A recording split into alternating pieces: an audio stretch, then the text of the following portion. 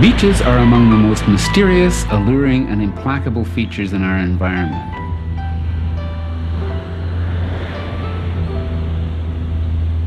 Like living creatures, they grow, they die, they're fed, they can starve, they react to stress. A beach is an ambiguous zone, an ecological frontier which belongs as much to the ocean as to the land. Beaches seem timeless, and yet they're constantly transforming themselves. Their ceaseless movement dramatically demonstrates that nature itself is a vast panorama of flux and change, and those changes clash, sometimes violently, with the human longing for permanence. The people who live on barrier islands are very costly people. The people who live near shorelines are very costly, no matter where you are in the world, because they're the ones that need to be rescued. Their property needs to be cleaned up. Their beaches need to be seawalled or need to be replenished, and they are unfortunately they tend to be a very influential and wealthy group of people everywhere in the world, and thus they have a lot of influence over the government in terms of coastal policy. By any standards of nature, human beings are partially mad because we're always trying to do the impossible. I mean, it's one of the beauties of human nature. But on the beach, it becomes a little bit of a madness when we're trying to do the impossible, and then when we fail, we expect somebody to pay us for our failure rather than our success. And so that's something of a madness.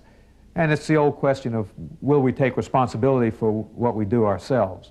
And increasingly, the answer, I think, in our society is that we're not willing to take responsibility for our own failures, that we want somebody else to pay for them. And on the beach, that means paying an awful lot of money when we fail. Industrial society wants to draw lines on the beach and own them, just like any other terrain. We want the beaches to be stable, but stability is contrary to their nature. On most coastlines, sea level is rising and beaches are rolling backwards. In North Carolina, towns have been buried by beach dunes moving inland. On Long Island, northeast storms cut new inlets in the low barrier islands, dumping homes and highways into the sea. This sign in Wrightsville Beach, North Carolina, says Moores Inlet because there was actually an inlet through the barrier island at this point. It migrated back and forth in this general area for a number of years. In 1965, it was closed by the Army Corps of Engineers, and a hotel was built over the site of the former inlet. Now, the interesting thing is that behind me is a sign which tells us that we are 5 feet above sea level, and also tells us that even the mildest hurricane, the bottom category, would raise sea level in the storm surge by 4 feet, which means that any kind of a hurricane of consequence would sweep right across the island here. The hotel, which now stands where the inlet once stood, was built on material dredged from the back lagoon. So the island is thinner at that point than it used to be, making a new inlet in the same old location even more likely. That's why local people sometimes refer to this as the Holiday Inlet. The hardest ideas to understand, particularly associated with beaches themselves, is that you can't do what you want to them. You can't fix them. As a matter of fact, generally when you fix them by building a structure, you destroy the beach. You begin losing the beach.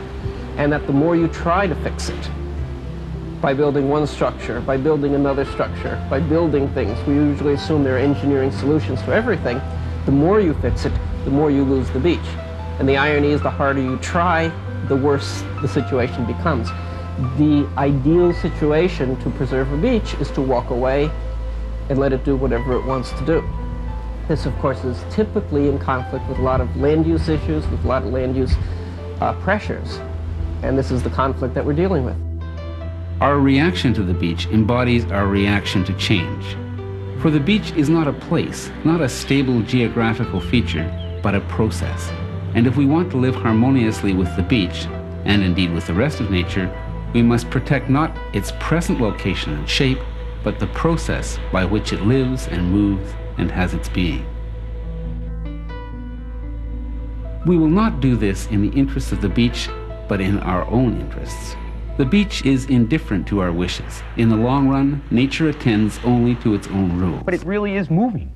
It's going somewhere. It's going out to sea. It's going into the bay. It's going that way. It's shrinking this way. It's constantly moving. And don't belong with houses on it and stuff. Not anything permanent. Semi-permanent, fine. You know, take the loss, take the hit, but don't come back and build again. And don't go build a swimming pool on a sand dune.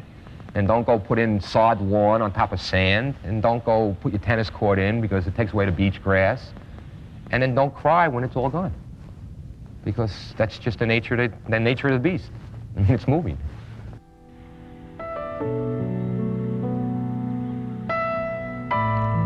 The beaches were here long before we arrived, and they will be here long after we're gone. In the end, all we can do is cherish and respect them during our own brief dance upon the sand.